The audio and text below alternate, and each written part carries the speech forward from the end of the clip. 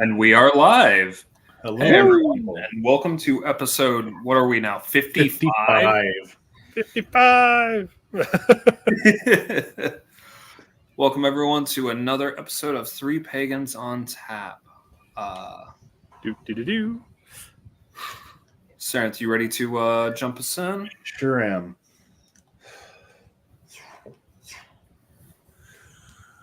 Oh.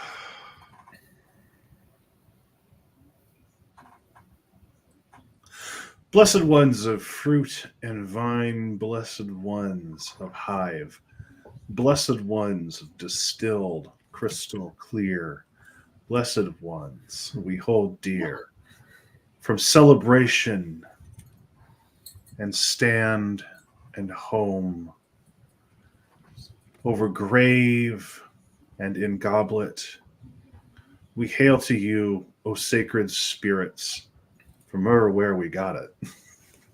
Hail to you, O blessed ones, who bring us mirth and frith. Hail to you, O blessed ones, and all your holy gifts. Hail to you, O smoky treat, and hail to you, O sweet. Hail to you, O black and dark, and hail to you, O peat. Hail to you of deepest amber, gold, and clearest cold. Hail to you, O blessed ones. Help us. Help us, help us. And enfold. Bring to us your bliss, bring to us your love, bring to us connection with the gods below, above. Hail to you, O holy ones that share our world. Hail to you. Let's get this done and let this show unfurl. Let's do Heil. That might be my favorite one. Oh, it was a good prayer. It was a good prayer. Not on camera is my partner, Kat Blackwell. That's fine. Who people might know as one of the moderators around Grandfather Fire Discord. Thanks for the prayer, Sarenth. That was fun. I like that one. Yeah, no, it was good. Yeah. They were feeling in a playful mood tonight. Yeah. Thank you. Tonight I am drinking the Bloom cider, semi-dry. Okay. And I'll also be drinking the blueberry maple, which I'm a huge fan of. I think folks might remember this from the last time. And I also have Daily Dry, which is a Michigan hard cider. Okay. I genuinely fucking love that we are spoiled for choice in this state. Oh yeah. It's like when I've gone to other states and I'm just like, oh, you don't have local varietals, or they're so limited in selection. It reminds me of how spoiled I am here. Yeah, no, 100%. Completely fair. I guess we should probably introduce Jason, who has been on the show several times, but it's been a hot minute. So, for those who are not aware, etc., Jason Davis, chaos magician, bacchanalic, Hellenic pagan extraordinaire. Extraordinaire. Oh my. Generalized lucky bastard, and also scientist and nerd, and very good at both of those. Oh, well, thank you kindly. Yeah, welcome on, Jason. Thank you. And as I said, I'm always happy to be back. Don't mind me. Got new little ferrets running around. They're going to be causing so many issues. This one here is Eve. If you see one with a little bandit mask, that one is Lilith. I'm sure they'll be around. I am drinking. Actually, I've got a couple different wines. I've got basically I've got two different Blakes. For those of you who aren't from the area, Blake's is a very popular. They own a bunch of different fruit fields around this area. And not only do they make some very good ciders and some less than good ones, but mostly very good ones, they also make wines. So the one I currently have is the Strawberry Fields from this year's Strawberry Festival. Nice. And then I have Raspberry Meadow from, I believe it's 2 years ago, Raspberry Harvest. Very nice. Very, very good. highly recommend. And then on the uncapped, I have some of the wine that my dad made, Very nice. which is just generally straight grape juice and yeast with sugar. Fuck it, it works. And you know what? It is incredibly good, but very strange. It has no legs, and it's weird. What do you mean it has no legs? You have this nice, bright, like wine start finish, like very kind of what you would almost consider like a red blend start, Mm-hmm. and then the flavor ends because there's no tannins, there's no pit, there's nothing. It came from 100% grape juice. It's like drinking a drunk Welch's. Gotcha. Exactly. It is so strange. Like Huh. it's stranger than if you added grape juice to vodka. It's not even like that. It is definitely like, no, this is wine, but it ends right here. Gotcha. This is wine. Stop. Exactly. All right. It makes it a really fun, like, make like a very like fun, like kind of casual drink, and it's cool because my dad, he started brewing the wine, and I know I'd been kind of 50-50 on the mead thing, and led me into making my own mead. And I will say, I think his wine has come out better than my meads. But that being said, I have a horrible, horrible way of experimenting with foods. Gotcha. It sometimes works, Yeah. and sometimes doesn't. Fair enough. I mean, that's the way it goes. For sure. That sounds delicious. I love grape juice. I'll have to keep that in mind because we could brew our own. Yeah. Also, hello, Emily, Kunian, and Destiny. Nice to see everybody in the chat already. Mm-hmm. I am drinking, again, Jason will recognize the bottle, Teeling's small batch. No chill filtered, rum cask finished, 46% small batch Irish whiskey from Dublin, it looks like.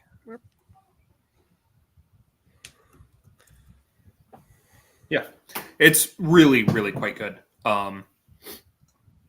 Very fruity.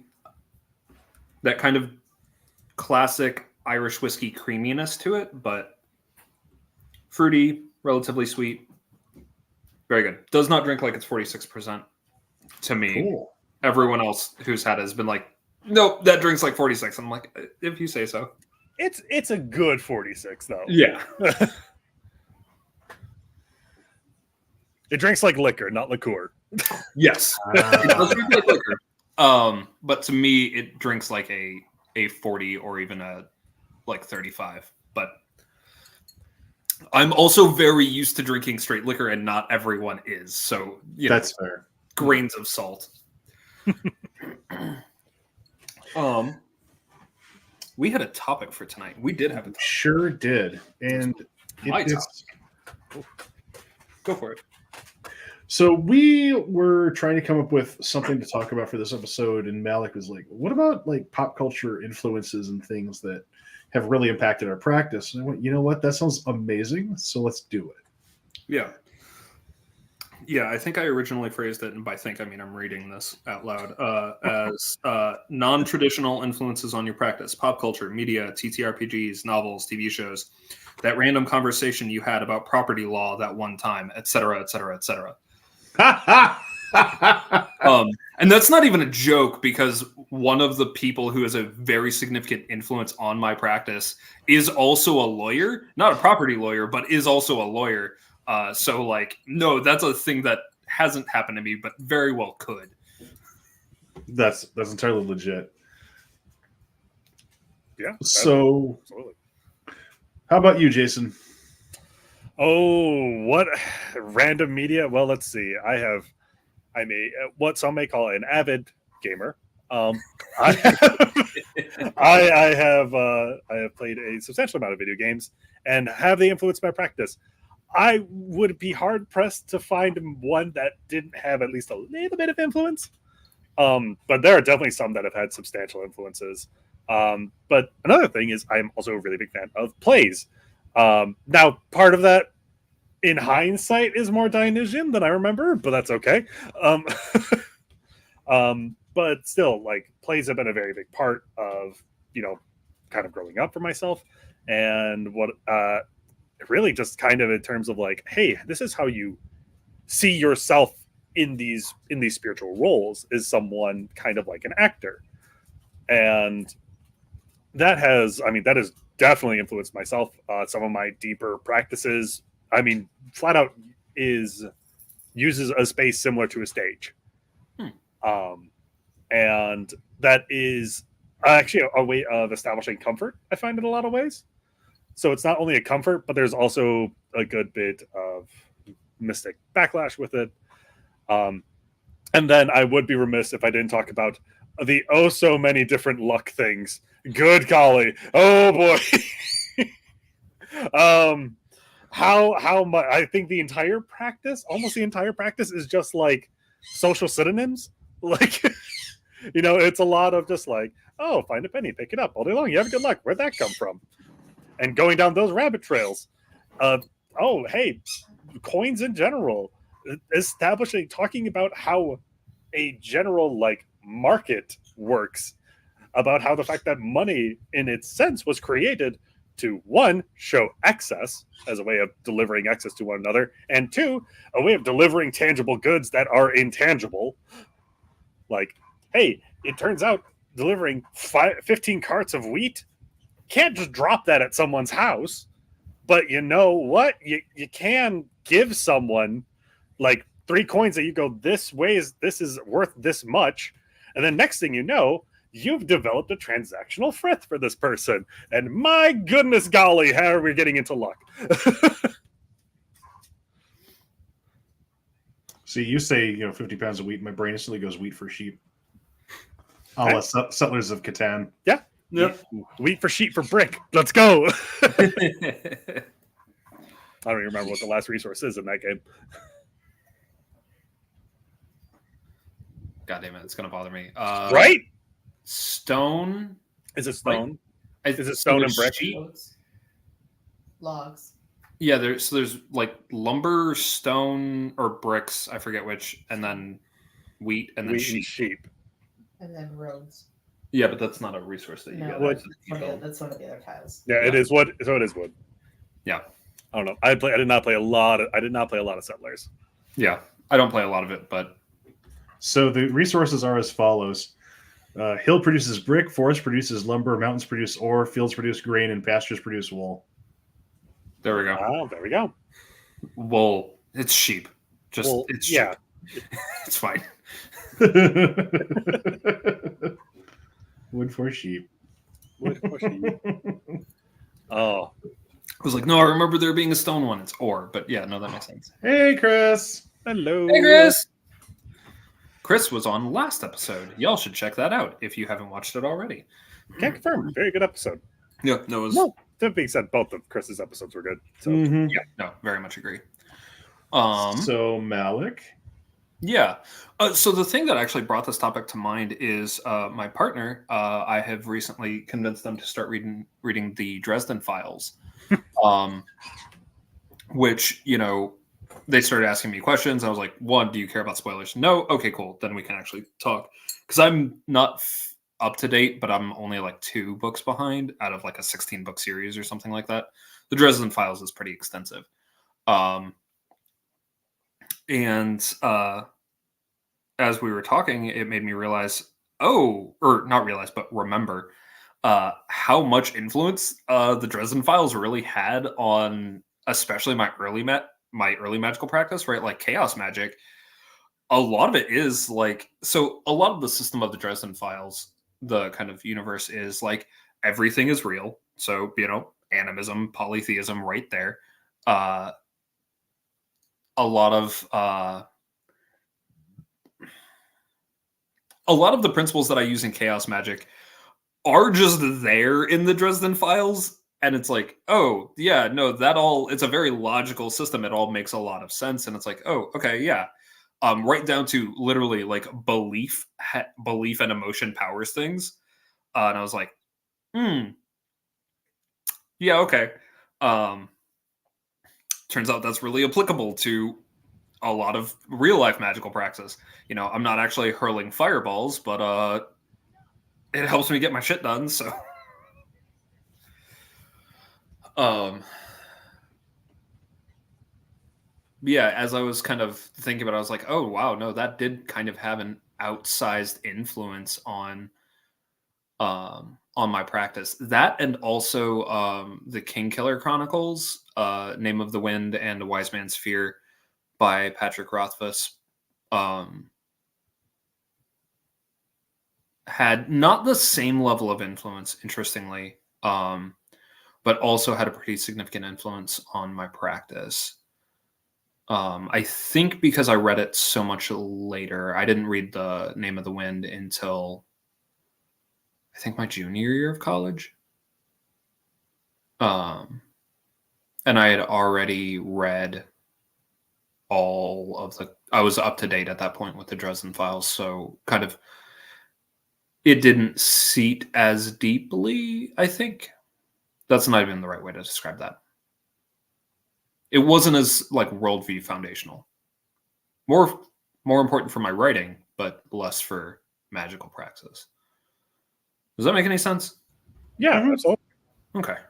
It's like, I don't know if my rambling makes sense sometimes. No, you're good. You're on track. Yeah. I mean, although I will quibble and say that your writing is magical, so you know. Well, you're not wrong. You're 100% not wrong, as I recall all the fucking myths and shit, but that's not the point. Okay. I'm gonna get smacked for that. It's fine. A lot of shots tonight. Shots. But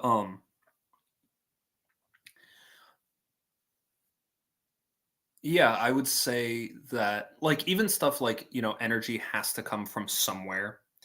It has to, energy can't be created or destroyed, which is just a law of physics, but also applying that to a magical system is a good idea and has been very functional for me.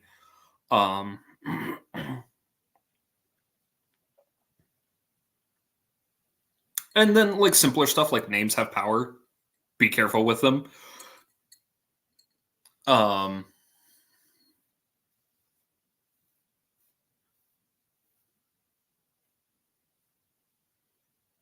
There was something else and it's gone. That's fine. Anyway, you. Me. All right. So in no particular order, a quick rundown of various books and other media that have influenced me heavily. Lord of the Rings, The Chronicles of Narnia, Dune. Let me think. Oh, the Dresden Files is another one. And I'm trying to think. There was another one that I can't. I said Dune already, right? Yes. Okay. So those are probably the really big ones. The Matrix also really made me rewire how I understood reality. And before I go too much further, I just want to highlight this. I've seen a few episodes of the Dresden Files, but have not yet read the books. Pratchett's Discworld series had a significant influence on my practice. The series on Sci-Fi does not do the books justice at all. In fact, it was hot garbage. I was very deeply disappointed with it, despite having it on DVD and enjoying it at the time. Yeah. I mean, that to be fair, that is the Sci-Fi Channel. Yeah. Like I adore Tin Man. It's my favorite retelling of the Wizard of Oz. It's awful, but I love it. The Dresden Files TV show, I feel like would have been fine if the books weren't so good. Right. Yes, I'd agree. Like, my main critique of the books now is that it's gone from detective noir, urban fantasy to epic struggle way too quickly for me. Way too quickly being how many books? That's fair. That's fair. No, you actually, that's a very good point, because it does in terms of linear time, it actually did take Butcher quite a while to ramp up to that. Yeah. But in terms of the ones that influenced my practice the most, hands down, it's Lord of the Rings. Not just because it's influenced how I write, but also it has influenced what magic looks like to me. It definitely has impacted how I understand the Alfar in a big way. Like, I do not assume that the Alfar are Tolkien's elves, but I also did not have the, oh, they're cute little pixie approach to the elves that a lot of folks do. I found that approaching them as quite dangerous wood elves served me a lot better than approaching them as these little manic pixie sprites. But in terms of like my impact on my magic, Lord of the Rings really impacted that because it treated the whole world as a living cosmology, as a legendarium, with even things like Kingsfoil having magical medicinal properties, which, I mean, Tolkien was steeped in Old English, Old Norse sources, so a lot of that slotting into my modern heathenry makes sense. Mm-hmm. And when I say it slots into my modern heathenry, what I don't mean is that I'm making prayers and poems based on the poetical styles of Tolkien. Rather, what I'm usually going for is some kind of feel, or like that lived in being of the world, that mythic world that he brought forward. The other thing that really influenced me from him is things like when Aragorn lays his hands on Frodo and is able to heal, because the hands of a king should also be the hands of a healer. He taught me a lot of really useful things about what magic can look like in somebody's skilled hands. It's not all fireballs. The other, like, almost polar opposite to that is the Dresden Files, of course, for a lot of the reasons you mentioned. The way he crafts the potion, I think, had the most impact on me early on. Because for those who have not read the Dresden books, I want to highlight this really quick. I believe you're correct that Kingsfoil was based on Plantain, but I'm not entirely sure. Star Wars and Star Trek had their impact, but it wasn't as profound as the books I read, because I read a lot of these books as comfort books. And they kind of seeped into the back of my brain. The thing with the Dresden Files, though, is that it made me think, okay, so if the world is alive and magical like Tolkien says, and the belief thing that you mentioned earlier was a big impact on me, but not in the sense of like everything is exclusively a battery, but everything is kind of relating to one another. And so, yeah, just a lot of these influences.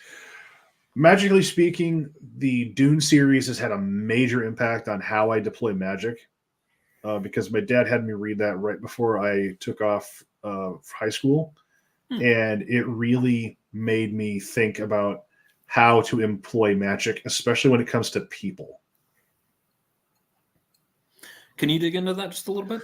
So, vocal magic is exceptionally interesting if you dig into the underlying theory is, for at least for Dune, is that you're interfering with specific harmonics and frequencies of human brain patterns, and there's specific frequencies that if you screw with, certain organs will stop working, or your body will freeze, things like that. So very much a vibes-based approach to how biology works. If you actually like take the fantasy mask off of how his sci-fi world works.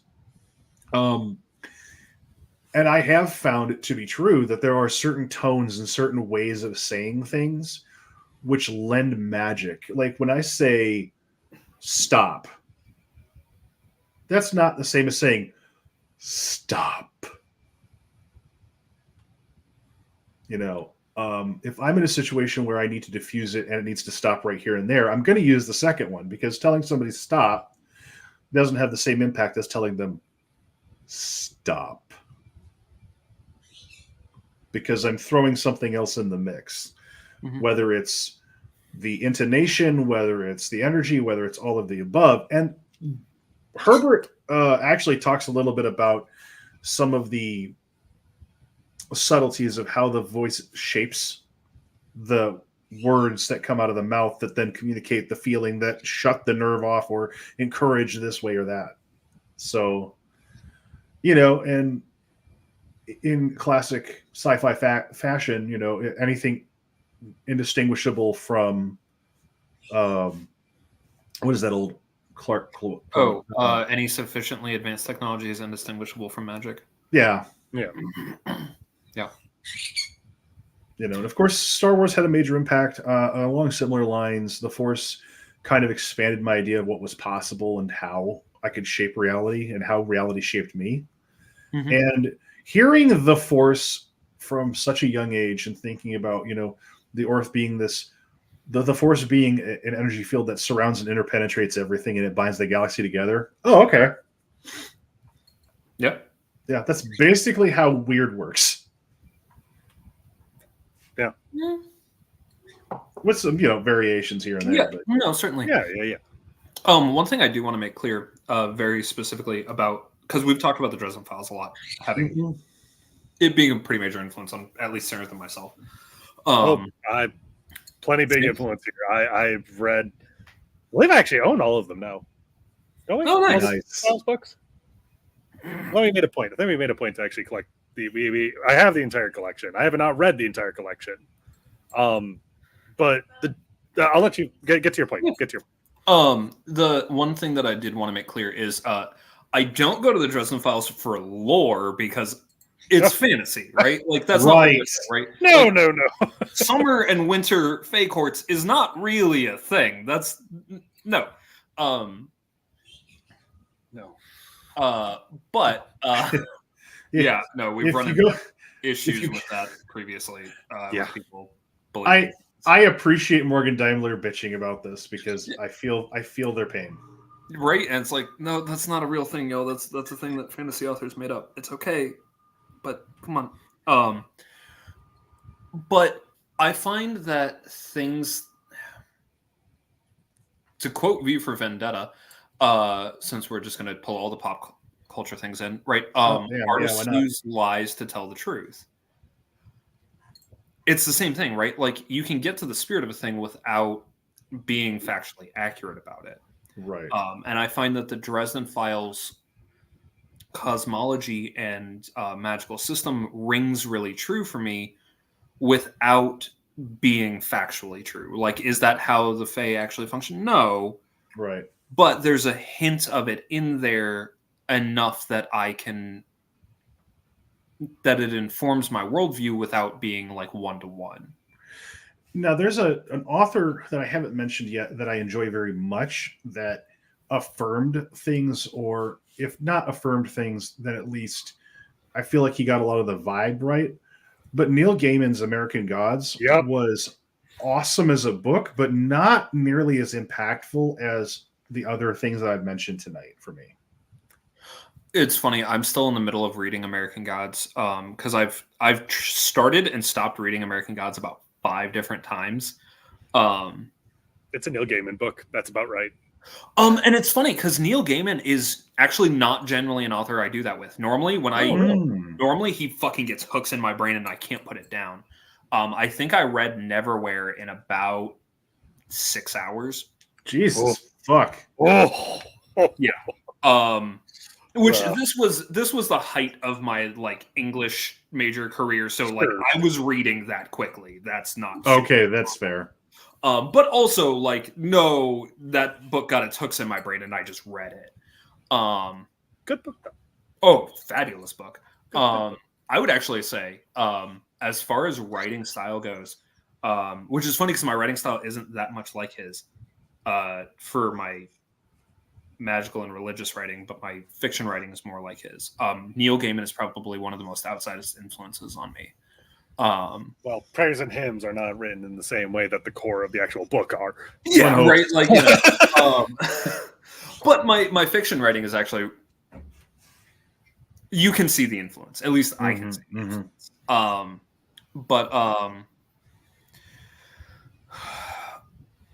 That's and I haven't read this one. I haven't either. Neil Gaiman has a way of scattering grains of squinty-eyed truth throughout a lot of his stories. Points at the Graveyard books. I haven't read the Graveyard books, but no, and I think that's true. And I think that's kind of the point that I'm getting at with a lot of this stuff is it's not like factually accurate, but it's it's got that ring of truth to it. It's got that like, no, that feels right. And that's where a lot of these influences are coming from. It's not like, oh yeah, like, and I mean, okay, so as a person who came up through chaos magic, could you go work with, you know, Mr. Wednesday or Mr. Wednesday or, you know, Mab, Queen of the Winter Court? Yeah, you could. I'm not saying you couldn't. But why? One, but why? You know, and actually, one of the chaos magic authors that I really like, whose name is completely escaping me,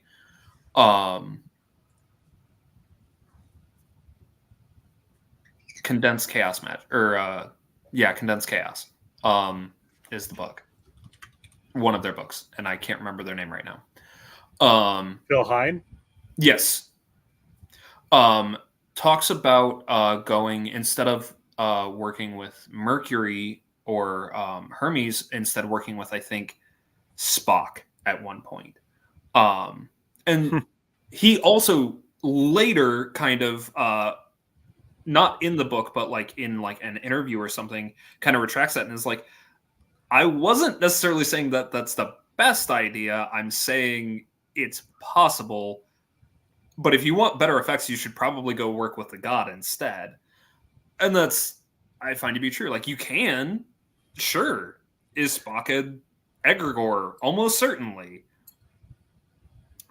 I'm going to go work with the god, though, because that's at least where my skill set lies, and I find it to be more effective. Yeah, absolutely. Well, I mean, both you and I had pretty much the same practice growing up with chaos magic. Mm-hmm.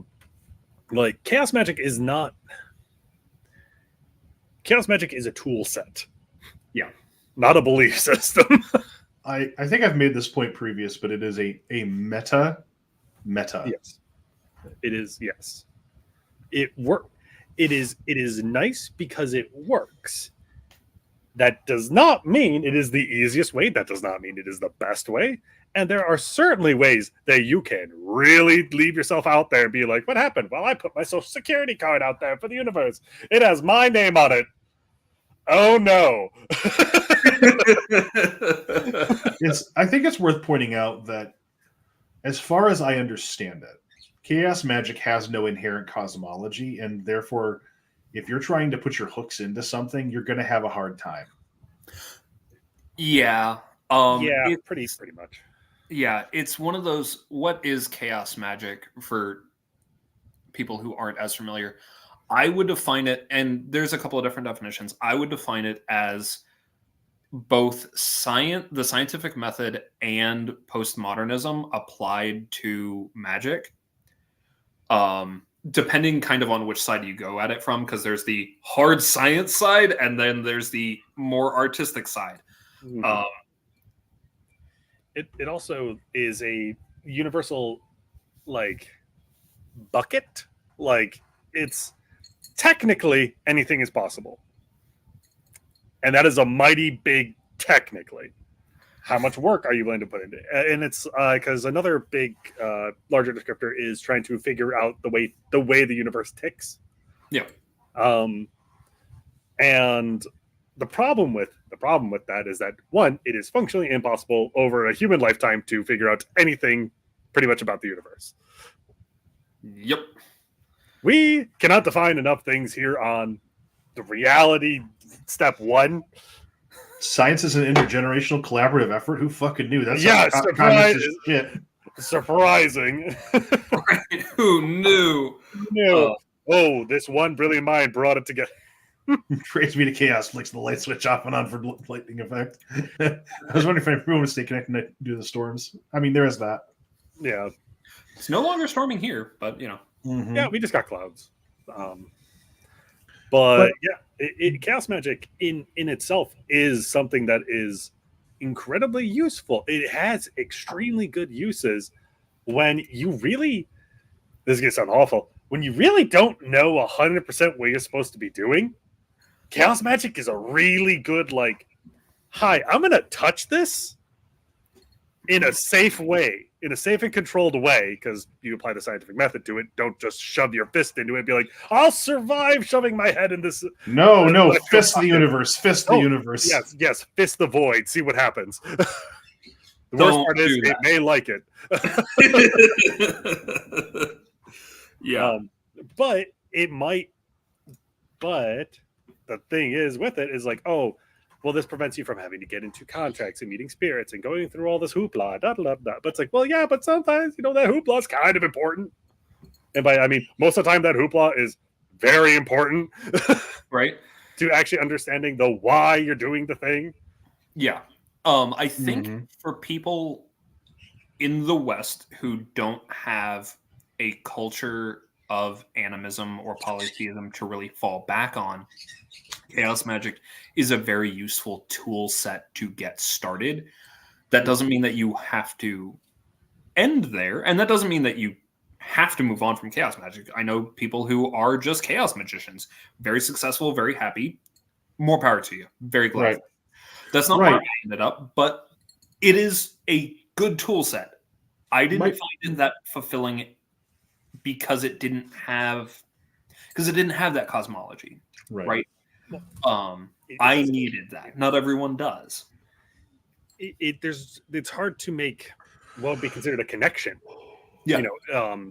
People are social creatures. Right. Everyone is, and chaos magic can be social. You can do chaos magic as a group or with a large group of people. You may even encounter an entity or two. Right. But you're not going to have that same sort of community, those feelings of camaraderie, as well as, frankly, your connections with a divine or spirits. For that, you're going to have to go to something that is fundamentally more structured and more explored. Well, I think this is part of why some chaos magicians who don't want to go that route glom onto pop culture figures, because they don't have to deal with the baggage and the bullshit, which is a legitimate thing. And I say that as somebody who has a very jaundiced view, shall we say, of pop culture paganism. I will admit that bias straight up front. And part of this is because I ran into the Sons of Batman fairly early on in my yeah. They're kind of honestly the classic example of are you hurting anyone? No. Does everyone think that you're a little nuts? Yeah. Right. It's fine. And likewise to those who, for some fucking reason or another, decide that the cosmic horrors of H.P. Lovecraft are the ones they want to fuck with. I mean, do you just keep it the fuck over there? Yeah. I am sorry to interrupt very super briefly, if you don't mind. No, go. I am now pouring the Dalmore. I'm not used to this camera set. The Dalmore 12-year. This is a single malt Highland Scotch that I picked up on sale for $35. Nice. And I am switching over to Eureka, which is a small batch of vodka handcrafted in Iceland, because I wanted to fucking try it. So yeah. I find it to be very good stuff. I don't particularly care for vodka mostly, but I find it actually enjoyable to just drink a little bit, not a lot, but just a little bit of Reka. And also I find spirits, at least my spirits, fucking love the stuff. Have literally gone to other diviners, when I got a reading completely unprompted, and we're like, somebody's asking for vodka, a specific brand. I'm like, I know what they're talking about. It's fine. I switched over to my raspberry wine. And it's very good. I will say both the strawberry and raspberry, very sweet. They're good for my palate. Please keep in mind, very sweet for Jason is on the semi-sweet side at most. Yeah. That goes down real nice. It's not got that. So, with especially with cheap vodkas, how it's got that burn up front, and it feels like this belongs inside of a gas tank as opposed to your mouth. Mm-hmm. That is not that. That is, dare I say it, very gentle on the mouth, and it doesn't burn, which is fucking weird. I'm so used to my vodkas burning the shit out of my throat. Yeah. No, I'm genuinely Reka is That is- pretty much my go-to. I don't use vodka very often, but when I do, it's Reka. So I'm excited to try it. Normally, I'm a big fan of like most of your Polish vodkas. The big brand being Kettle One, which tends to be my go-to just because it's naturally cold. Like when you drink it, you feel cold. Granted, it tends to be pretty alcohol forward. yeah. But if you like it, it's good.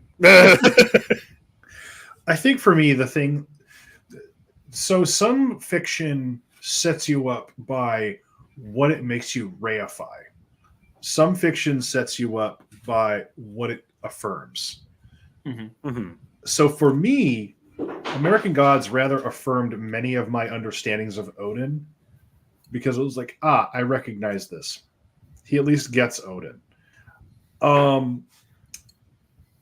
Whereas the Dresden Files, his cosmology is kind of all over the place depending on where you're looking. I think he gets some things he gets the vibe right. Let me put it that way. He gets the vibe right, even if he gets a lot of the details wrong. Is almost too harsh of a criticism because that's just they're not the focus, right? Yeah, and I think a large part of that is because he is writing fiction, Right. and he's very clear about that. I think it's not this is our world just very slightly stylized. It's like, no, this is a work of fiction, Right. but also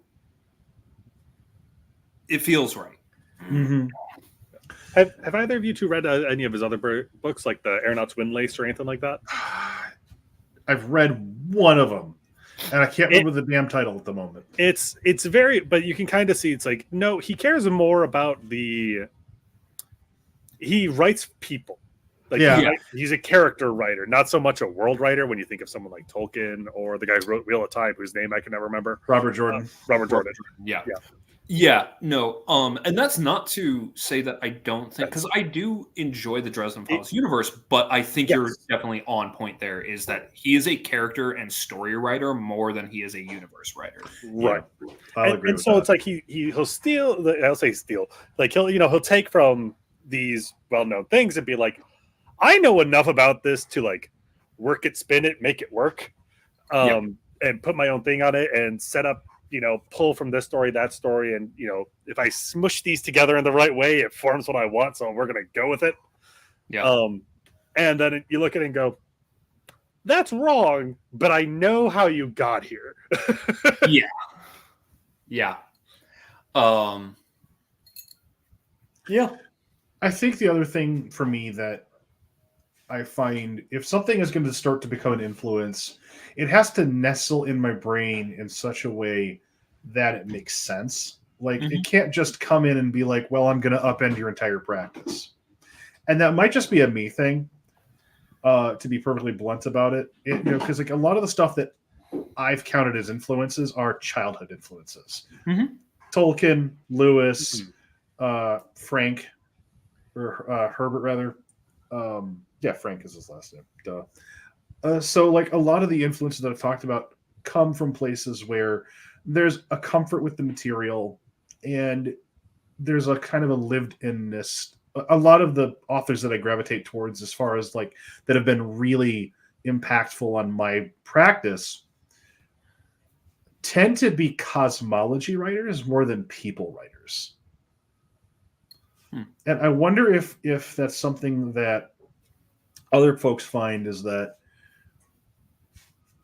is the way this person writes people or environment more impactful. Because like Dresden Files is great as far as, like you've mentioned, for a character driven series, but when it comes to like the characters of Tolkien's world, they're almost archetypal.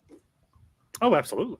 So I wonder if what I'm gravitating towards is the vibes of the environment and how it sets things up. Because like a lot of Tolkien's magic is quite subtle, unless it's literally Gandalf throwing fire around with Saruman or something. And even that's mostly a product of the movies. Almost all of Tolkien's writing almost all of the magic in Tolkien's world is dread this inspiration that caused large change of fate that is invisible to the naked eye, or information gathering, right? Like one of the major powerful artifacts are the Palantir, which are, what can they do? They can let you see things. They can let you see things that are far away. They can maybe let you see the future, possibly, if you have the strong will and all the magic to do it. And I think that's actually very true to both the Old Norse and Old English sources he was drawing on, and to real life, right? Is what is magic? It's I pulled on the threads of fate and things went my way. Right. You know, it's I made a deal with these spirits and they helped me. Yeah.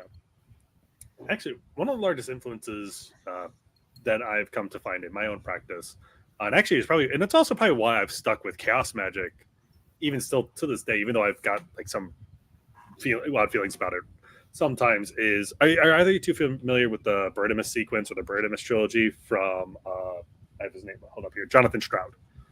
The genies and the Jinn and the yeah. God, I'd forgotten about that series that Bart made. It is my favorite book series. When growing up, I devoured it. And actually, how I interpret what would be like journey work travel is very similar to like how they depict journey work in Ptolemy's Gate. Ptolemy's Gate, in the third book. It's a vast series of stars and sand and movement, and time is just kind of a And in order to have a space there, things are created in localized space because normally nothing there actually holds a form. Yeah. I had forgotten that series existed, and now that you mention it, I'm like, oh shit, no, that did. It hits. It hits with a lot of the. Sarenth, have you read it? No. Okay. No. One, you should. I think you would really quite enjoy it. I will gladly let you borrow the books. They're well worn. I love that series to death. I can almost quote the first book. Yeah, no, I believe it. I think I haven't read the second and third books quite as much, but I've definitely read them multiple times.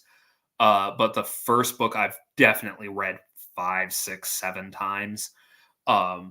Very, very good. I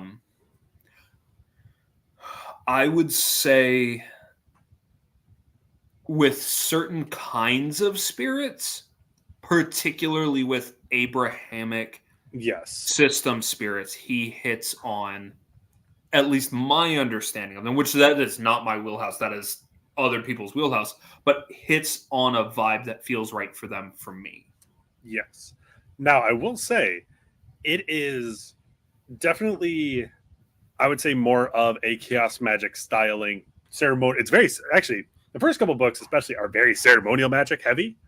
Yeah. And Solomon's Ring, which was the fourth book of the trilogy.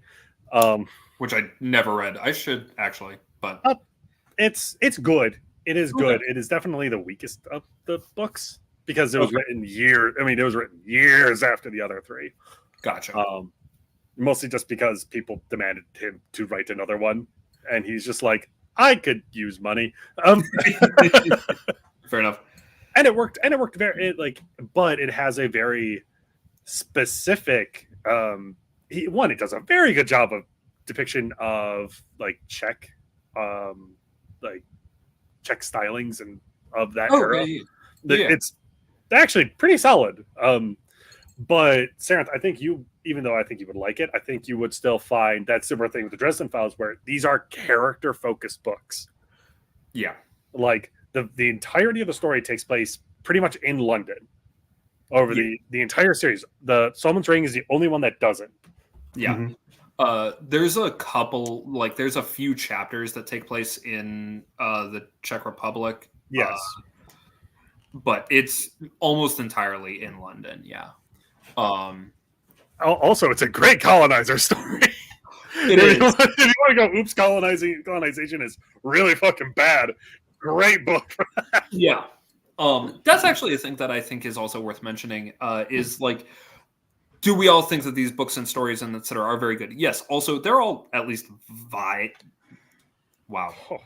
can talk. Vaguely problematic. Perfect.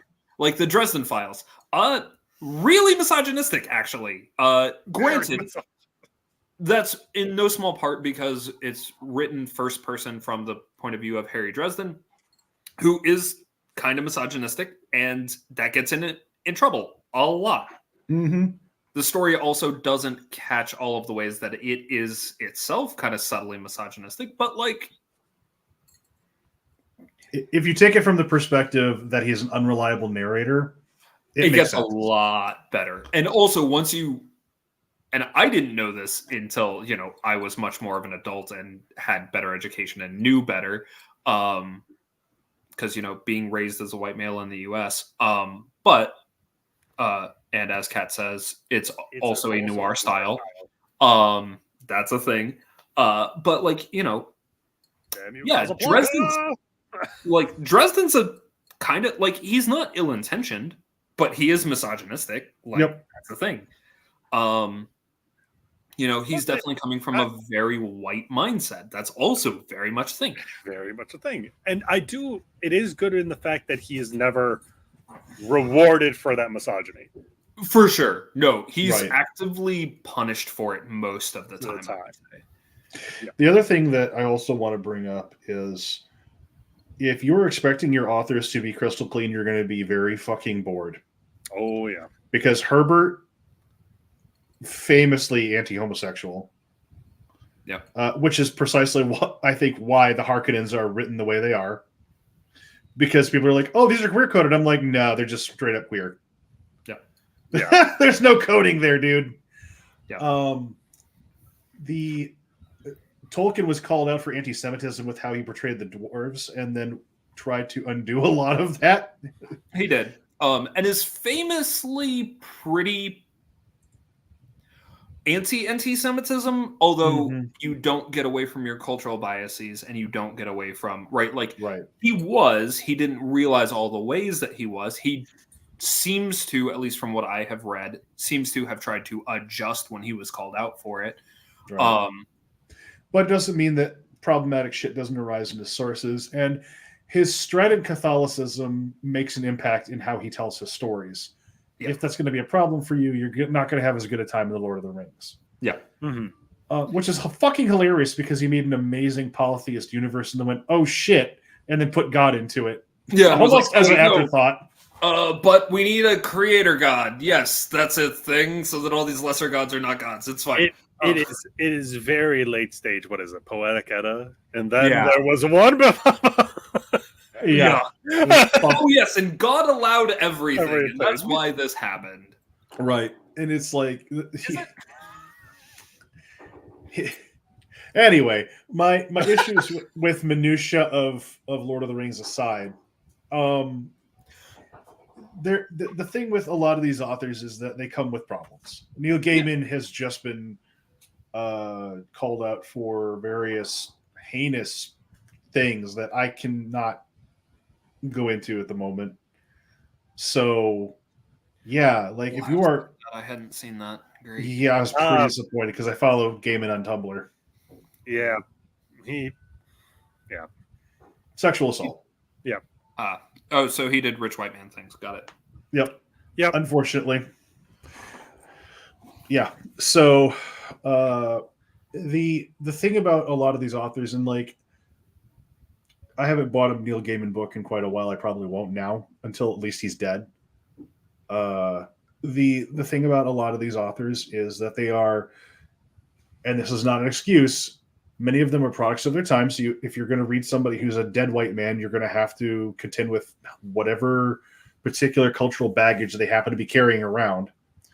And then whatever other personality quirks they happen to shove into their sources. Yeah. Which, you know, honestly, we have to contend with this shit even when we're dealing with academic sources. So, like... Yeah, no, you do. You have to deal with it. The thing is, no one comes from an unbiased place. Every single person who exists is biased in a multitude of ways. That is just the thing that we have to deal with. Right. Recognizing and addressing those biases to the limit that we're capable of is important, but that doesn't mean don't read it. That doesn't mean this is garbage, throw it out. It means pay attention, adjust for it as much as you can, because you have it too. Yeah. If you approach your fiction or your academics with a purity-based mindset, you're going to have a hard time. Correct. Yeah. I think a really good example of that was who the hell wrote that book? Who wrote the Ender's Game? Oh, Scott Orson Card. Scott Orson Card. Perfect Orson example of this. Because the Ender's Game, honestly, great book. Yeah. Genuinely a good book. Ender Shadow, I also enjoyed. I've read a couple of the other ones. Stop at Ender's Game. Got it. Stop.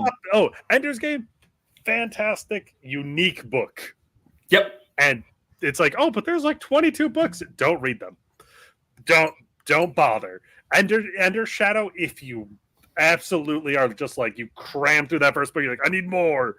Ender Shadow will give you that more, but you'll start to be like, parts of this feel wrong. Parts of this don't seem right. And just know that spirals. Gotcha.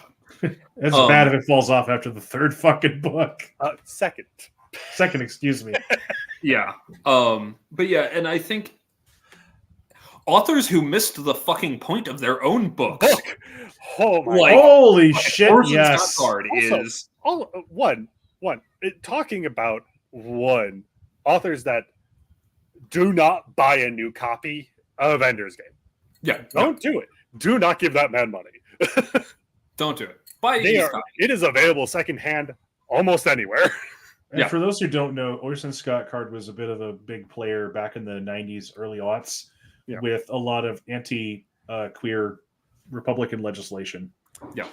And he's also a strident anti-LGBT member of the Mormon Church and a piece of shit from everything I've read. From everything I've read, at the same time, has written, frankly, some of the gayest things I've ever seen on paper. Oh yeah, no, like legitimately, the relationships in Ender's Game are extremely queer, extremely queer. And I hate myself. I'm going to write about it. Yeah, right. The point of Ender's Game is literally tolerance, and hating something because it's different from you is morally, objectively wrong. Yes. Fucking weird, right? It's so strange. It is like you wrote this book. You wrote this book. Oof. Yeah. Oh. Side Eyes Mists of Avalon by Marion Zimmer Bradley. You want to talk about a book that heavily influenced a good chunk of your favorite authors from the 80s and 90s and the 70s? There you fucking go. Holy fuck, is that author problematic? Holy fuck, is that book problematic? And I mean, we can dig into this but especially with practice books, right? Like, absolutely. I'm gonna dig into God damn it, I'm so bad with Werewolf book. Werewolf book. Oh god, no, we're not doing that. No, because that's just Maleck is too sober for this. I'm way too sober for that. And I was thinking Living Runes by goddamn it, what's her name? Kraskova. Yeah, Kraskova. Kraskova's writing had, and so did Caldera's writing, had influence on me. Some of it positive, largely negative. There's a lot of baggage from their writing that I'm actively unpacking years later. They're not good people. No. Most of their writing, I would say, just avoid. There's a handful of things in their writing that I'm like, no, that's good. That, like, out of this book that's 150 pages, you need to read about 5 pages of it, and it's all split up through the whole thing. There is something to be said about the fact that semi-competent practitioners, I'm not going to say competent, semi-competent practitioners, if they took the time to actually write it the fuck down, chances are there's going to be at least something useful in those pages. Yeah. Because there just isn't one. I do not believe there is enough written down by anyone. I genuinely don't think anyone writes enough of how they actually do what they do down. Okay. So I am going to I'm going to chime in on this. Okay. Yeah. It makes me wonder if the good stuff was sourced from other places or if it's their own. Having met them, having studied with both of them, most of that shit, from what I can tell, is their own. That being said, I did come up with the understanding of the runes as spirits before I met Kraskova. It's not unique. The issues that exist with both of these people, not only because of who they affiliate with, but some of the things they've written, are not unique to the pagan community. But the way that they've deployed it in the pagan community is rather unique. And I have had to undo some of the teachings that these two have given me. But if you know what you're looking for when you read my work, you'll see it. Yeah. But that being said, the stuff that I've written is my own. The stuff that I will be putting out in the book is my own. And anything that these two at this point have had an impact on me is rather incidental at this juncture. And I can say that for two reasons. Number one, I did not study intensely with either of them where it wasn't a lot of, okay, go do this thing. It's very self-directed. A lot of the training that I received from both Kraskova and Caldera was very self-directed. When people have asked me in the past, did you ever experience this uncomfortable scenario with Kraskova or Caldera? For the most part, no. Was Kraskova very harsh? Yes. Could she be at equal points empathetic and a bitch? Yes. But she would have copped to that. And what I'm saying here on the air is nothing that I haven't said to her face. So, long story short, not only be careful with your sources, but also part of the problem of saying X or Y is unequivocally problematic in all instances is if you are not putting it in context, you are going to miss a lot. Yeah. This is true of authors of fiction. This is true of authors of modern pagan books.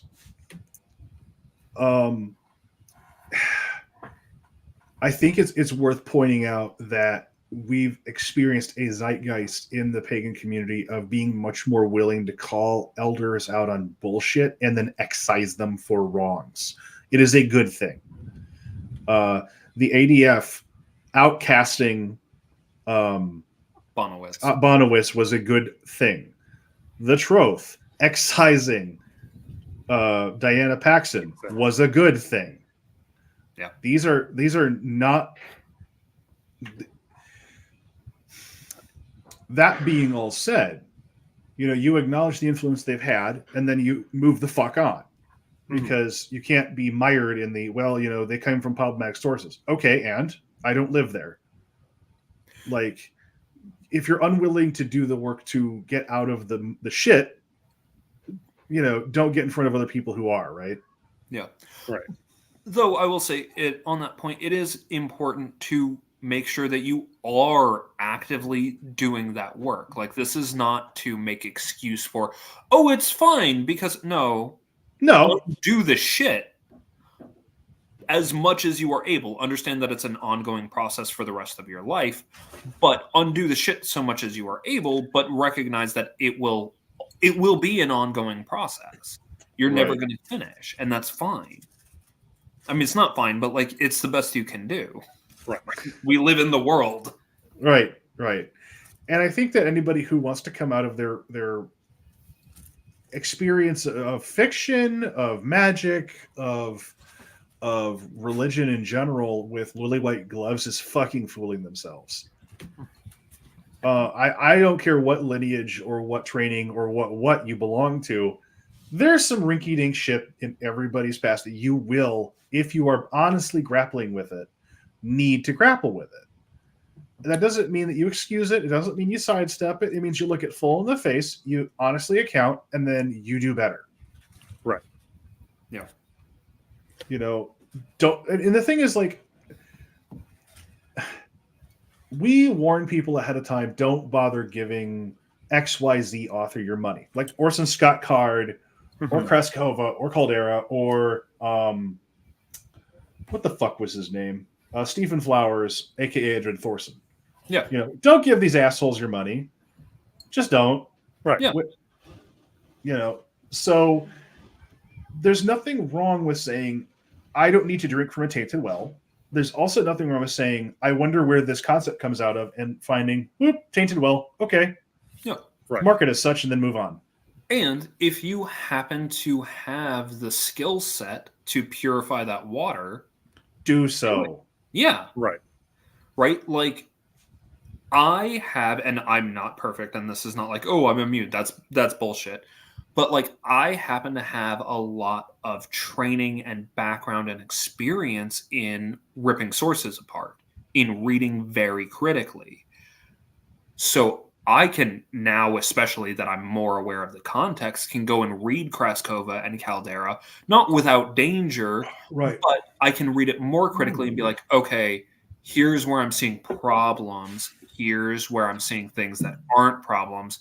Okay, as Kat had said, where did they get that? Did they come up with it? Did they experience it live? Or did they pull that from an indigenous source, for example? Because I know, for example, Caldera pulls a lot from Sami stuff. Right. The problem is with Caldera stuff is that it is far off enough the beaten path from any one source you can point to. It's a lot of synthesis. I'm sure a lot of it is honestly stuff that he was told orally by Sami peoples. And then it's a lot of synthesis of Norse sources and Sami sources and indigenous to Turtle Island sources and et cetera and on, and Mongolian sources and South American sources. Like, he's pulling from everywhere. And I get that. And especially for the time, right? This is the same time as, God, what's his name? The American Center for Shamanism. Harner. Harner, right? He's same generation as Harner, or one removed, I forget which, but like it's the same stuff, right? It's neo-shamanism. And that's not bad necessarily, but it's got its problems. And a lot of that is synthesis of cultures that are completely distinct without a lot of when you put Caldera, Kraskova, and Paxson into the context of they were coming out of a period in time where a lot of the popular theories of how religion worked were folks like Eliade, or I'm probably butchering the pronunciation. I'm sorry. Eliade? Sure. Yeah. Techniques of Ecstasy, Shamanism. Yeah, Shamanism, Techniques of Ecstasy, and Sacred and Profane. He wrote both of those. Mm-hmm. Yeah. So when you have a context where, the key figures being read were Eliade, when the key figures who were teaching a lot of this stuff from an indigenous informed perspective were people who were taking shit out of context like Harner. Yeah. It makes a lot of sense for why mixing of sources and why the scholarship we have now is so much fucking better. The standards alone for how an anthropologist conducts their fieldwork is so much more fucking strict.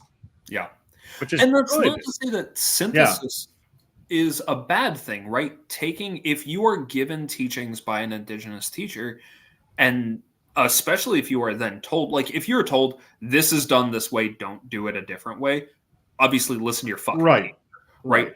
But if you're told, and this has been my experience, in my very limited experience, and I'll give you that, but in my experience, what I've been told is it's done this way in this cultural context for this reason. Right. If you're being told in real time by your spirits to do it differently for a different reason, do that. Right. And I've gotten similar instruction.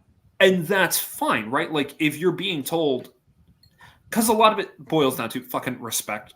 People, like if they tell you to do one thing for X reason, do that. And if they tell you this is fine to alter to your needs, then it's fine to alter to your needs, right?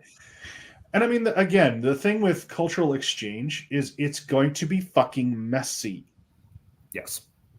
And the thing, I think that avoiding the mess is a problem, because what I get from an indigenous friend for this is acceptable, this is not, isn't the same as a Medewan walking up to me and giving me instruction. Yes. Right? So it is not the same as a shaman, like a true dyed-in-the-wool shaman saying, go do this thing. Like it's different, right? Different context, different reasons. And the part of the problem I'm seeing is the desire from people to appear virtuous as opposing to being virtuous. Yeah. And so when bringing this to the topic at hand with oddities and influences, I think this is actually where Tolkien sets you up rather brilliantly, because the point isn't that Strider isn't dirty, or that as a king his hands are fucking clean. He's actually one of the dirtiest characters when you first encounter him. That's part of the appeal. Yeah. Right. Like, he's called Strider. He's not called Aragorn, son of Arathorn. He's some weird fucker we picked up at a bar. Yeah. Like, from the perspective of the hobbits, right? And they don't trust him. And here's the thing. So I actually wrote a paper on this when I was in college. So kind of a bit tangentially. Anyway, Aragorn is often described using very similar language to the Witch King of Angmar. Right. He is described using language of dread and fearsome, which is in Tolkien's writing used very, not exclusively, obviously, but in large part for the servants of darkness are described as dread and fearsome. Aragorn is not exclusively, but sometimes described in similar ways. And it's not because he is bad, but it's because he is also a dangerous individual, right? Like, he's dangerous. He is perfectly capable of killing.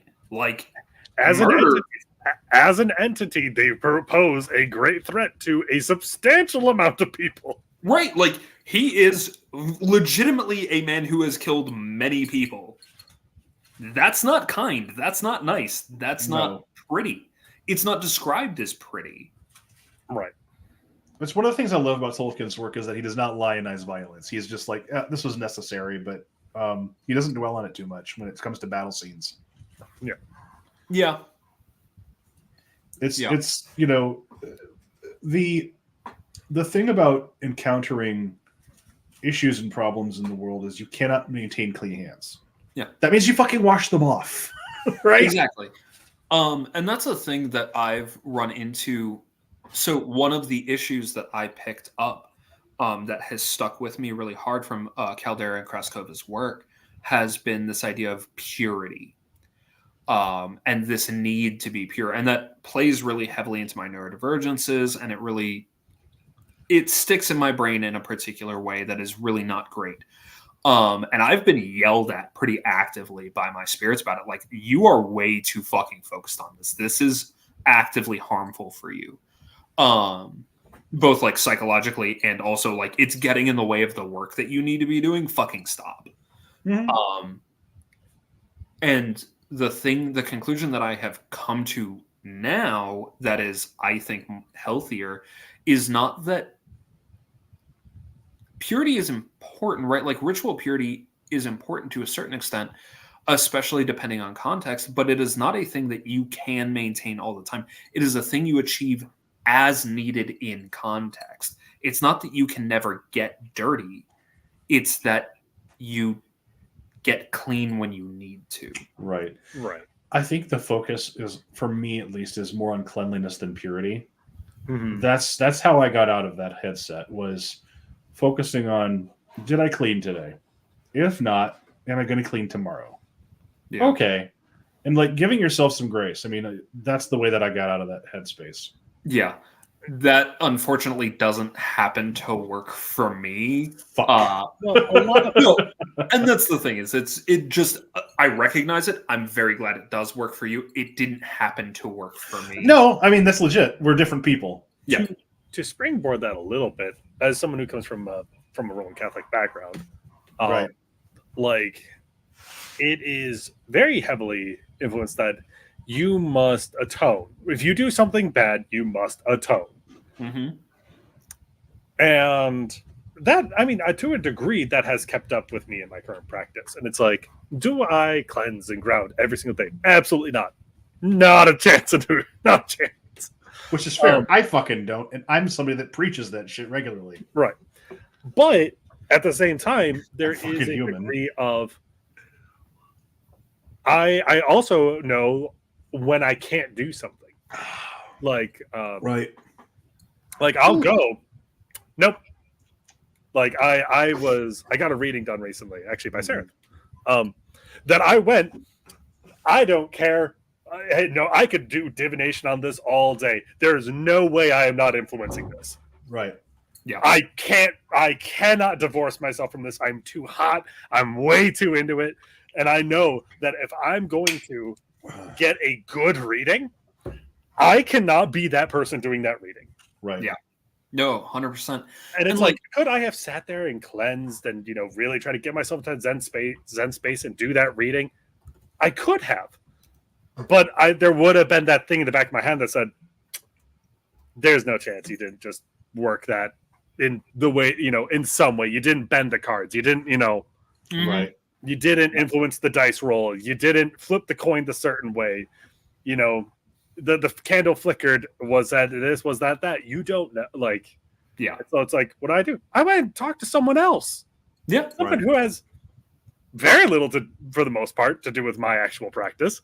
And ask, and it's just because I remember Sarah's like, "Oh, do you want to use your guns?" I'm like, "Absolutely not." Right. I want people that I barely talk to. Yeah. Which is completely legit. I mean, this is why we are in community. This is why we talk to each other, so that we're not falling for somebody's horse shit, right? Right. Or at least if we do fall for somebody's horse shit, there's hands to pick us the fuck up. Absolutely. Like, one of the things I had. Oh, go ahead. Sorry. And sometimes it's okay to be like, that horse shit, it's right here, buddy. It's right dead center. Like, right. And that's okay. So I kind of want to flip the scenario here on its head, because the stuff that I've had to kind of excise from my head in terms of oddities and influences. One of the things that I've had to really work past is some of the some of them has more to do with, magic can't exist, magic doesn't exist, da da da da. I actually think one of the ones that twisted my head around this the most was Flight of Dragons, which is an old 1980s animated feature-length film, which stars James Earl Jones as like the big evil bad. Nice. Omadon. I'm gonna spoil the end because it'll make sense. Long story short, the main character is some guy from Boston who's a scientist, and the way he beats the big evil bad guy is by using the idea of science to destroy him, because it's a science versus magic thing. Okay. And this fucking thing, which started off as a book and became a movie, made me really adamant in that I am never going to have this fucking fight in my own life, because I think it's bullshit, and it was a bullshit ending. He literally says, to the main evil guy, as he's sitting there calling up all these demons and ghouls and shit, come astronomy, come math, come... he's basically listing off all these areas of science and is using them as an incantation on Omadon. And that ending bugged the piss out of me for the longest time. So in terms of an oddity or influence that pushed me really fucking hard to never have to deal with it, that was one of them. I was never going to have my magic and my worldview fight with each other, because it just, that was a nonsensical ending, and I do not care for it. Well, and I mean, that's because science and religion aren't at odds. They talk about different things. And also, historically... Also, most scientists tend to be the most severe practitioners. Right, like... What? Like, sure, but this was a movie I grew up with. Oh, no, absolutely. But we're talking about the concept of, like, science versus... magic. I hate it. It's I hate this as a trope. I fucking hate this as a trope. I thankfully I've never been exposed to that trope too much, because one, a lot of people, there's been like a recent push for like alchemy. It's science, but it's magic. It's cool. Like, right. Is kind of what I grew up, is what I grew up with in the 90s. And a lot of it was, wouldn't it? Magic was very much portrayed to be like growing up, and the influence and a lot of the stuff around it was like, wouldn't it be neat if it was real? Right. Like, has always been like the portrayal that I got, whether it's, you know, the Black Cauldron, which is fantastic, great horror movie, and just loved that movie as a kid. One of my It favorites. was really good. It was really good, and I was terrified of that movie as a kid. And you should be. It's a scary movie. To this day, I don't actually know what the plot is because I was so scared. I basically blocked it out, and I haven't rewatched it. It is based on a book series, yes, which is very heavily influenced by Welsh mythology, and the books and the movie are almost entirely separate entities. Yep. Interesting. Okay. They are drastically. It's like, because Black Cauldron was Disneyfied. It's like badly. Like it take the first 3 books and mush it into a movie. Yeah. Okay. Like the Horned King doesn't show up in the books until like the 3rd fucking volume. I was gonna say it's almost near the end, isn't it? Like yeah. Halfway to the end, like halfway through book 3 is when the Horned King actually fucking shows up. Yeah, I've read the whole books of Pridden. I think it's Pridden series, but it's good. It's actually really good, but it doesn't. It doesn't. I think we only have the first book, and the first book is good. It's, I mean, to be fair, it is de jure hero story. Like it is. There's no ifs, ands, or buts about it. Like, and it's definitely on its time, which is like 70s, 80s. Yeah, fantasy cheese. It's fantasy cheese, but it's fantasy cheese written for young adults of that time period. So it's like, it's probably what would swing for like 13, 14 plus now. If you were reading Dragonlance in the 90s, you'll enjoy this, I think. Okay. I own probably 30 or 40 Dragonlance books. I love it. It's crack. Perfect. It's so good. It's so corny. It is. Oh, it's peak. I love it. But I think, but then also, like, when it came to religion, like growing up, it wasn't, oh, look at these horrible religions. I grew up in the era of, isn't this stuff neat? For me, one of my biggest influences growing up that has had a huge impact now was the game The Age of Mythology. The real-time strategy game, Mythology. Because I cannot remember who makes Age of Mythology or Age of Empires, Age of Mythology now. But Age of Empires 2, Age of Kings, and Age of Mythology, outside of running on the same engine. Ensemble Studios, published by Microsoft. Yeah. Well, back when Microsoft used to just provide a bunch of informations with their games, right? They used to be these huge backlogs of information because, like, if you wanted to know a whole fuck ton about Joan of Arc, play Age of Empires 2. The Joan of Arc campaign is not point for point, but if you read the logs that it includes, is point for point. Yeah. No, very much. And Age of Mythology similarly is not in the gameplay is not super accurate, but in the lore that's provided, the gameplay is surprisingly accurate. Yes, it's pretty good, and it's oddly well sourced for the 90s. So we're coming up on an hour and a half of episode. Do we want to get some closing points? Yeah, I think it's really neat that none of us have mentioned a single fucking TTRPG. I was waiting for you to hit on White Wolf. Like, I really was. So for me, I ran into Werewolf the Apocalypse at age 13, and it fucking blew the top off my head. If any book is probably the most responsible for me becoming a pagan, it's probably Werewolf the Apocalypse. Because I saw the basic cosmology of the weird, the wild, and the worm and went, oh, that makes so much sense. Which it doesn't help that a lot of the writers are active occultists and etc. Like, that doesn't hurt. Right. So, yeah, it blew the top off my head. And I think it had less of an impact in terms of like, this cosmology is absolutely true, and more of a, holy shit, there's other stuff out there, and this makes actual sense. I began investigating werewolfism in various forms, including reading all of Montague Summers' work, who was I believe a priest of the Catholic Church, who had investigated werewolves.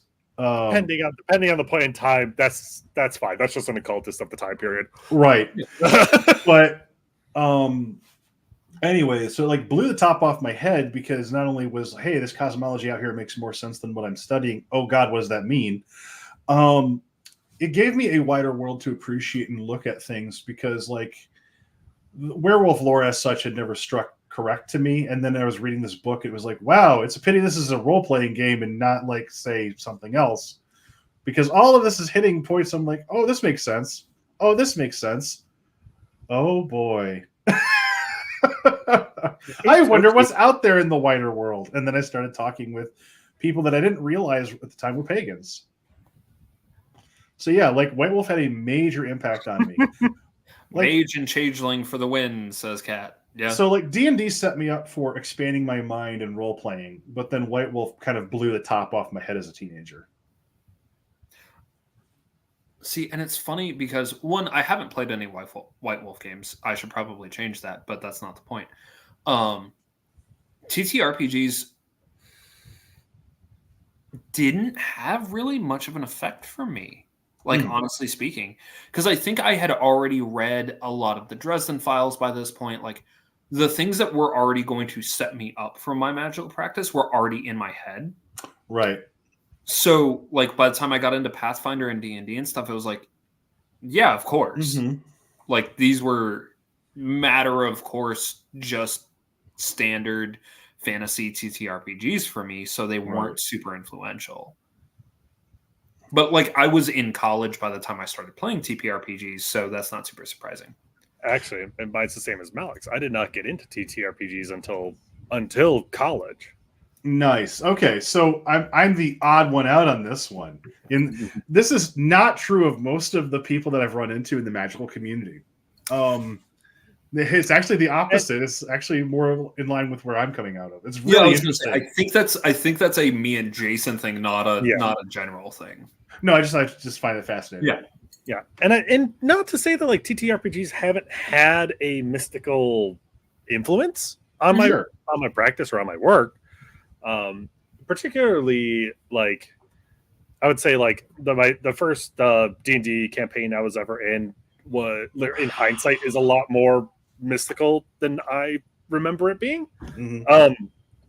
D&D 3.5, baby, completely uncorked. Woo! 3.5 is insane. Yeah. 3.5 is crunchy as fuck. Yeah. Nothing like what happened. Well, my character died 3 times and it was effectively a level up each time. That's as you do. Yeah. Because 3.5. Right. But outside of that, I would say the couple Pathfinder games I've been in. Congratulations, Malky. So I've only played Pathfinder with you as a DM, and each time it's been at least a little bit influential.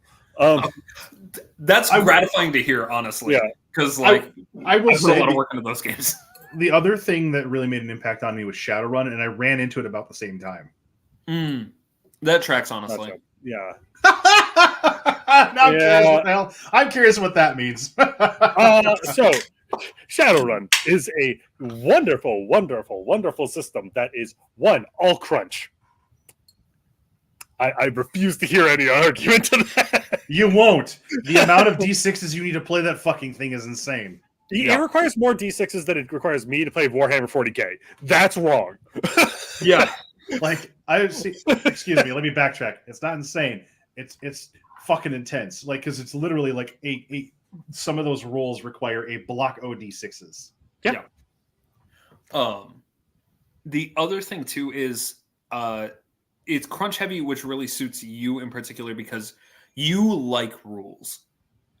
You really do. You like systems, you like rules, you like a name for everything and everything with a name. A place for everything and everything in its place. Hugs, that is you. That is your practice. You love all of that. It drives really me do. up a goddamn wall, and I love that it works for you. But it does work, and that's the really nice thing about it. It does work, and Shadowrun is, if you take the time, if you give yourself to Shadowrun, you will have a fucking blast. Boy, howdy, do you have to give yourself to Shadowrun. I will say, the crunch in 3rd edition, which is probably what you ran into, has been greatly worked on in subsequent editions. I'm certain it has. 5th edition is way smoother to start than what 3rd edition ever hoped to be. And frankly, from a playability perspective, honestly, games continue that way because they have to. If your game is that fucking crunchy, you're not gonna survive as a company in today's world. Why? Because 5th edition and D&D 5th edition and Pathfinder 2e exist. Right. You can pick those games up and slap almost any setting onto them and make it work. And you can have your players with no background 2 hours and you have a game. Right. That's true. And that's on the outside. Right. And the thing about Shadowrun as a setting, like, take aside the crunchiness. There's a certain amount of crunch to which it's a bit too much. And 3rd edition Shadowrun was that. 4th and 5th, much better. What I loved about the setting, which really got my noodle cooking, and I especially ran into Shadowrun through the video games first, then the role-playing game, was the world where magic and technology coexisted, even if they didn't always fit together well, and that the magic had come back. Yeah. And it was a real world entity that could really affect things. Yeah. Like, with context being that, I grew up Catholic, so a lot of this stuff was kind of, supposed to be dead and buried, right? So, so like a lot of these RPGs served to uncork my brain from very stratified ways of thinking about the world. Yeah. No, and that honestly, like, I don't have a reason why, but that really tracks for what I know of you, is like, that tracks for you from me. I don't have a way to explain that in words. I'm like, no, that makes perfect sense. Why? Because it's Sarenth. Why? Dude, I don't know. Because instincts are a thing. Shut up. I think that the really neat thing about uncovering what oddities and influences you have on you is that you can then, once you realize, hey, this oddity or this thing has an influence on me, you can then decide whether or not it continues to.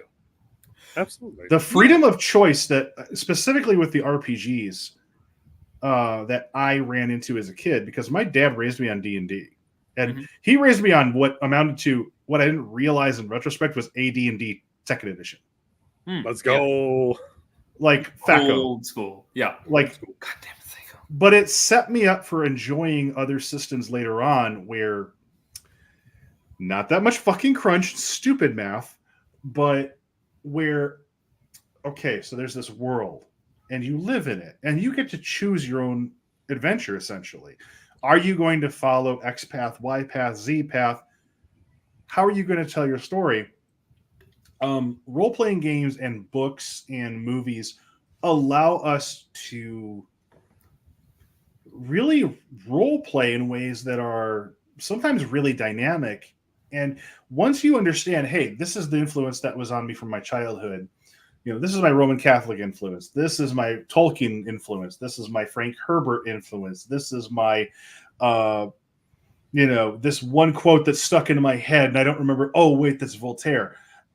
Okay, so I'm going to stick with this and I'm going to let go of that. Like, Voltaire used to be really cool, but he's fucking edgelord now. And you get to change. You get to choose what oddities and influences you bring in. I think that one of the beauties of analyzing yourself, and especially analyzing yourself in context of community, is that even if I may not be able to pick out every individual part of myself, let alone somebody else, I can at least say, hey, this influence seems like it vibes with you. Why don't you try that out? And you can see if that, you can try it on like a mask or put it on like a new coat and see if it suits you. Yeah. And I think if there's a conclusion that I want to come to for this episode, I think it's that it's okay to draw influence from unlikely and odd sources. I think it's okay to draw influence for your real life lived practice from fiction, from theater, from role-playing games, from random conversations about property law, from whatever the fuck it is. As long as you are realistic with yourself and analyzing yourself and where you are pulling these from, making sure that you are not hurting other people so much as you are able. And really being realistic with yourself about things and all of that. This is where I'm going to unabashedly recommend a meditation practice of some kind so that you can look at your own mind and see where things are coming from. Like, that's really important, I think. It doesn't have to be every day, but something. Certainly shouldn't be no mind if you can't handle it. Certainly shouldn't be sitting down if you can't stand sitting down for longer than 2 minutes at a whack. Like, be gentle with yourself, for fuck's sake. Sure, right. Find what works for you, but I think it's important. Right. Also, this is going to be a little bit of a side tangent, but like, if you find something, whether it's you've seen it in a movie, you've seen it done in a video game, you've seen a cutscene or something like that, and you go, I think that might work for me in a practice, try it. Just try it. Yeah. A very big influence for me growing up was Final Fantasy X. The Final Fantasy, I know, has impacted a lot of people. Final Fantasy X for me, that was my Final Fantasy game. And there is what becomes a prayer later on that was used as a greeting, which is like you do a step back, then you bring your hands together and you go like this. You kind of like pretend as if there was a ball in the center of it, and it's supposed to be that. And this, but like if I go like this, and I'm doing and if I'm thinking of something magical, it's like, why? It's like, well, because one, when I grew up, if I wanted to do something magical, I did this. Right. I did this. And it's like, you can rework that habit to be this. Yeah. Right. And let me tell you, sometimes if things aren't working, I'll do that. Or I'll do the thing where, do the avatar, do the avatar O. Like it's like, well, why? It's like, because it's nice. It actually gives a physical motion. If you go through the spell book and it inspires you, like if you go through a D&D spell book or the gifts list in Werewolf the Apocalypse, or if a piece of media inspires you with like how they do their intricacies of this, that, or the other, awesome. Fucking try it. The least it can do is not work. Yeah. Right? Like, and that's the thing. Like, as long as you're not hurting other people to the extent that you are able, as long as you are being reasonably safe, don't put your dick in a light socket. Don't do that. Or the magical equivalent, right? Don't do that. Yeah. Like, I love the Binding of Isaac. I'm not gonna pee on God. Yeah, right. Like, let's not do that. That's probably not safe. Like, look, if that works for you, cool. Does it? Is my question. But if it does, okay, fine, cool. It doesn't for me. Right. That's fine. But like, as long as you're being reasonably safe for you, and reasonable is a changeable term that is dependent on context, right? Understand that where you're at today is not where you're going to be at in 5-10 years. Like, what's reasonable for you now may be completely unreasonable in the future, or it might be, those were training wheels. Okay. Yeah, and like what's reasonable in a BDSM dungeon is very different than what's reasonable in a workplace, right? Like, those are different things. Ideally. That being said, if you're in the same place, good for you. Yeah. Right? No shit. Like, get your bag. Fucking more well done. You have my cheers. Yeah. I mean, like, this is the thing. Like, we are storytelling animals. Mm-hmm. Use that to your fucking advantage. Yeah. If a story really speaks to you for some reason or another, as long as you're not appropriating something from somebody else, like you said, hurting somebody else, try it out. If nothing else, maybe the story doesn't ping quite as well as you thought it did. It just hit you somewhere in that moment. Maybe, the reason that you're making so many female characters is because you actually want to see the ass jiggle, as opposed to you might actually be cracking your own egg. Which is, it's happened so many times in TTRPG and MMOs that it's become a meme for a reason. But like, for those who, like me, originally were unaware, cracking the egg is a euphemism for discovering that you are trans in some variety. Just because it took me a long time to figure out what the fuck that meant. So in case anyone isn't aware of that. I'm not gonna lie, I have never heard that description before tonight. So No? I believe it. Oh, Yeah, well, I've I'm glad never you heard of explained that. it. Okay. Yeah, No, it's a thing. I was like cracking the egg. I'm like, okay, but I've heard like the it's like, well, why'd you make a female character? Is it because you're identifying or because you like how the ass looks? Look, like I played through all the Mass Effect series with FemShep. I can tell you, there is only one reason, and that's because that is a tight suit. Which is completely legit. It is. And you know, Also, I the think, voice actress is fucking amazing. I know. Yeah. And I think that's really the conclusion. Like, if it works for you, it works for you, and Right. good. That's good. That's not okay. You know, that's fine. No, that's a good thing. Right. Like, make the shit that works for you work. Right. But And the thing, you make sure it does work. right. That's the other caveat is like, is this working because it's actually working, or is this just what you're used to? Right. And is it what you want? Right? Because, oh, I think this works. Does it, or do you just want it to work? Right. Or you put, because that's the thing too, is like, some people will say, well, your magic should be effortless and always just flow. I don't necessarily agree with that. What? No, absolutely not. So I think that there's something to be said for folks who time their magical processes by astrology, for instance, because you're trying to take as many roadblocks out of your magic as possible to make the thing work. And sometimes it requires some upfront effort that I feel is sometimes just onerous to me, but it works really, really well for other people. Yeah.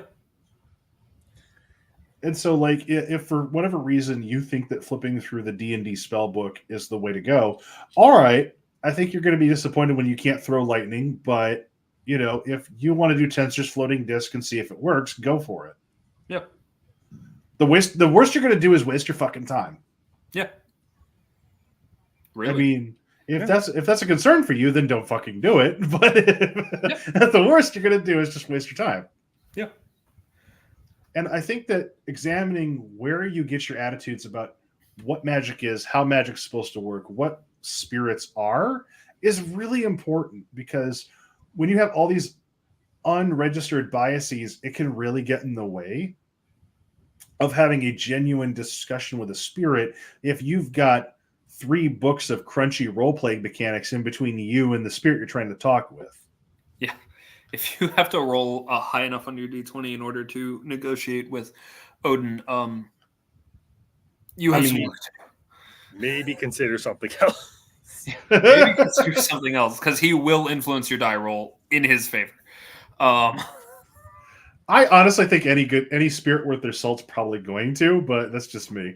No, Yeah. I don't think you're wrong. I'm just, picking on Odin's a placeholder. Odin's kind of earned it. Yeah. But I mean, the thing about a lot of this is that once you recognize, hey, this is the influence, you can play with how much or how little that thing influences you once you get to an awareness of it. Yeah.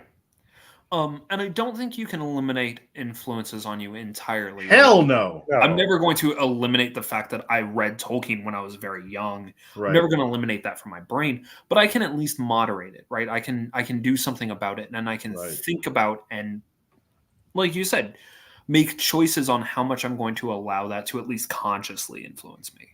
Right.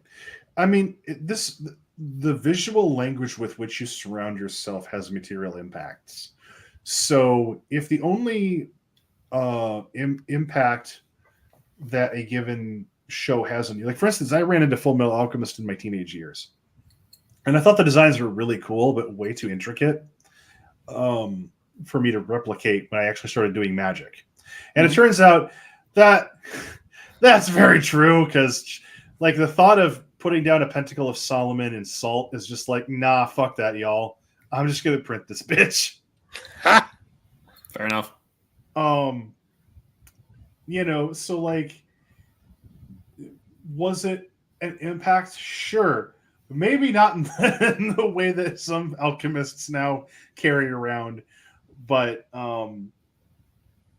it's worth examining like how you come to your conclusions, why, because if nothing else, it makes you more savvy Yeah. to your own thought processes and how best to work with what you've already got in terms of your programming. Because if you're constantly fighting with your programming, you're having to expend a lot of energy to get anything done. Yeah. No, 100%. I also want to point out this is a very chaos magic discussion, and I think that's very fun. Because it is like this is a lot of, absolutely. like how like let's reprogram our brains to make it work for magic. Yeah, that's a lot of chaos magic, honestly. So Mm-hmm. And I do not want to give the impression that I shit on chaos magic. I'm very aware of its shortcomings by necessity. Yep. But I think that once you maintain a meta awareness that chaos magic asks for, you do. If you turn the gaze of the meta narrative onto chaos magic itself, all the stuff that you can see very clearly in other forms of magic, you get to see within the meta narrative within the meta narrative. Yeah. And that's the thing of like chaos magic itself as a function is actually structuralist, not post-structuralist. Right. But by being structuralism inherently leads to post-structuralism, right? Because as you start looking at the structures and functions of things, you kind of instinctually, at least I have found, people kind of instinctually turn that back on themselves or on the system that they're using and are like, wait, but hold on, this also applies to me. And as soon as you do that, you hit post-structuralism. As soon as you do that with chaos magic, you see that, oh no, this is the same system. It's just a system. I'm doing the same thing that I am observing in other people. Well, and that gets back to the point of it's the, you know, as you described it earlier, it's the scientific method. Yep. The scientific method can be applied to almost everything. Yeah. I'm not going to say everything because there are some things that definitely should not be applied to.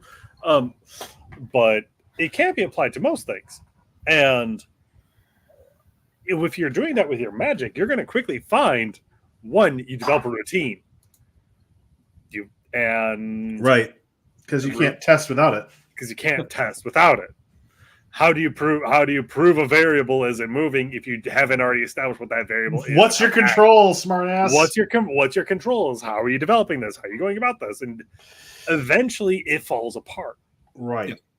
The more you can try to control, particularly magic, the more you're going to feel it slip through your fingers. And genuinely, the more organic it becomes. The thing about steel manning is that it only works up to a certain point. Right. To where you're not really steel and you're not really manning. It's all steel, dude. Yeah. Like at some point you have to recognize this thing has to live and you cannot live in steel. So like at some point the question becomes, is this an effective utility? Are you just spinning your wheels for intellectual curiosity's sake, which is fine? Or are you just trying to disprove something to yourself, which is also, you know, as long as you're aware, I think that awareness is like what we've been coming back to. Mm-hmm. I think the awareness that this is the oddity, this is the influence, this is the thing I'm trying to go for. As long as you have an awareness versus you're unconsciously just engaging in these slavish rituals, because the skepticism unto itself can become almost a ritual into itself. Well, if I don't steel man this into the fucking ground, have I ever actually established I know anything? Yeah. I mean, that way lies solipsism. And like that's not to say that steel manning is a bad thing, but no, like, certainly not. But there's everything in moderation, basically. Everything in moderation. There comes a point in time in which you need to take a step back from a lot of that stuff, and you need to go, why am I doing it this way? Yeah. Because at some point you got to trust the results too, though. Yeah, that too. Yeah, 100%. Yeah. And also, sometimes you won't be able to prove it. Yep. Right. Like, it's kind of a, you know, I as I said, I do like magic. I do like magic. Why? Because I'm a lucky motherfucker. Right. And it's like, do I wish I could prove luck magic every day? Every day I wish I can go, I could do this and this and this and this and this, and it has this result. Yes, let's go. But I can't. Absolutely not. I can't. It's non-predictable. Yeah. Right. It's very like... nature. It's by very nature, it is unpredictable. Yeah. But is it odds-based? kind of, but also no. Like, Right. it's odds based up until the fact that Maleck leaves a room and finds fucking the dime and a couple pennies. Yeah, like In the space when they were going to go do luck magic. Like, Yeah. I'm down on feeling horrible and this, that, and the other thing. And in my path, there lies a pristine penny just sitting right there in my path. And it's like, oh, well, of course, it's a penny. It falls out. It does this. It does that. And all those things are completely 100% true. There's 1,000.5 ways pennies get everywhere. But how do you relate to it in that moment? In that moment. And you go, okay. Thank you. Like, it's the... Yeah. And spirits and gods will communicate the exact same way. Like, it's the... man, I'm having such a hard time. Everything's going kind of rough. This, that, and the other thing. And then you see a fucking raven just sitting there crowing at you, and you're just like, right. Okay. Hi, Odin. Like, hi, how's it going? I'm having a great day going along. Man, all of a sudden, wow, it seems like I'm doing a lot of underworldly things, and a lot of things are involving flowers, and a lot of things involving this, and oh shit, I forgot to leave an offering for Persephone. Right, I should probably get on that. I should do that right now. Yeah. Like, yeah. What I find the most fun about these kinds of synchronicities is when people will ask, well, why won't they just straight up talk to you? Because I wasn't fucking listening the first 3 times. Do you think they're going to bother a 4th? Right. Yeah. Like, if I wasn't willing to pay attention when I got a nudge, when I got a shove, when I got a punch in the fucking shoulder, okay, I'm going to have to communicate with this dense motherfucker in some way that they cannot mistake for happenstance because they are stubborn. Yeah. All right, we were almost on 2 hours. Yeah, I was going to say, we will continue this in the after party. There are actually some interesting thoughts that are tangentially related that I do want to dive into in the after party. But we're going to wrap up for tonight. Thank you, Jason, for coming on. Thank you, Sarenth, for another wonderful show. Mm-hmm. Thank you, everyone, for watching and listening. It has been a blast. If you're in the Discord, feel free to jump into the after party. We will see you there. Otherwise, thank you, everyone, and we will see you next time. Yep. Adios, everyone. Adios, y'all.